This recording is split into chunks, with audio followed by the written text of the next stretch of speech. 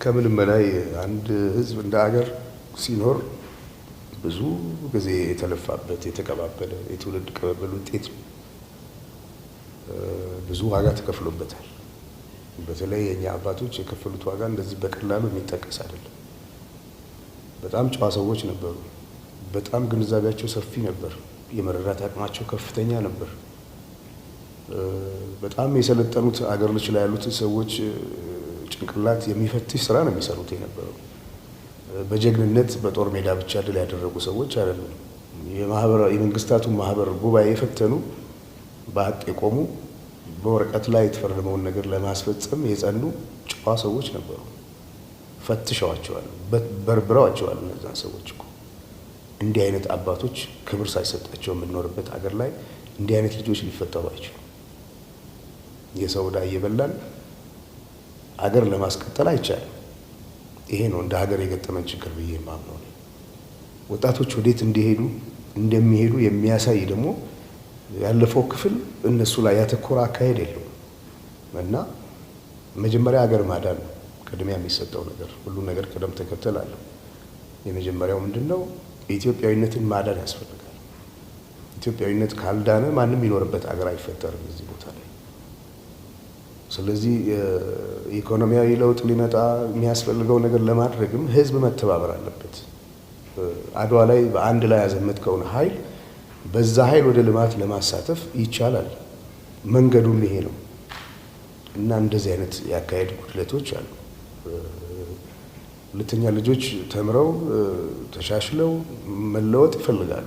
ወጣቶች መንገድ የሚያሳያቸው ይፈልጋሉ እና የሚያሳዝን ትውልድ ነው። የዛ ትውልድ አካል ስለሆንን ነው በዚህ አይነት ጉዳይ ላይ እንድናተኮር ግድ የሆነው እና ለወደፊቱ ለሀገር የምመኘው ኢትዮጵያ ልጆቿ የተባበሩባት ሀገር፣ ለሀገር የለፉ ሰዎች የሚከበሩበት ሀገር፣ ለሀገር የለፉ ሰዎች ሲከበሩ ለሀገር የሚያስከብር ስራ የሚሰሩ ልጆች መፈጠር ይችላሉ። ከምንም በላይ ግጭቶችን አስወግደን በይቅርታና በምህረት በፍቅር በአንድነት ይሄንን መሰረት ያለው ህዝብ ወደ ዘላቂ ጉዞ ለመውሰድ ትልቅ መነቃቃትና መነሳሳት ያስፈልጋል እና ኢትዮጵያዊነት ሩቅ ነው እና የሁላችን ኑሮ መሻሻል አለበት።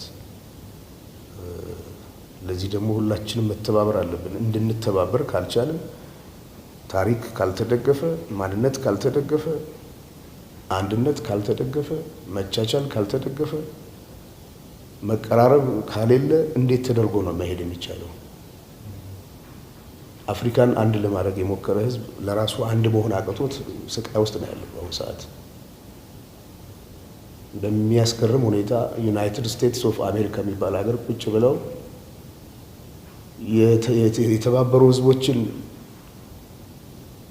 ዋጋ የተካፈሉ ገና እዚህ መብላት ያቃትን የራሳቸው ወገኖች ላይ እንደገና መከፋፈልን የሚሰብኩ ሰዎች አሉ። መብታቸው ሊሆን ይችላል። አደገኛ መሆኑን ሳይነገር አይታለፍም። ስለዚህ እኛ ሰላም እንፈልጋለን፣ አገራችን እንወዳለን። ኢትዮጵያዊነት ቀለሙ እንዲዘባረቅ ተደርጎ እንደቀረበው አይደለም፣ ረቂቅ ነው፣ የሚጠቅም ነው። ለእኛ አይደለም ለሌሎችም የሚጠቅም ነው እና አይደለም ኢትዮጵያኖች ተባብረው ለኛ መሆን ብቻ አይደለም፣ በጽኑ እንቅልፍ ለወደቀው ለሰፊው አፍሪካም ትልቅ አቅም የሚሰጥ የሚያፈናጥር ህዝብ ነው። እንዳይራመድ ሆኗል። ይህን የማዳን ደግሞ የኔም የእናንተም ሁላችንም ተግባር ነው ብዬ አምናለሁ። Thank you, brother.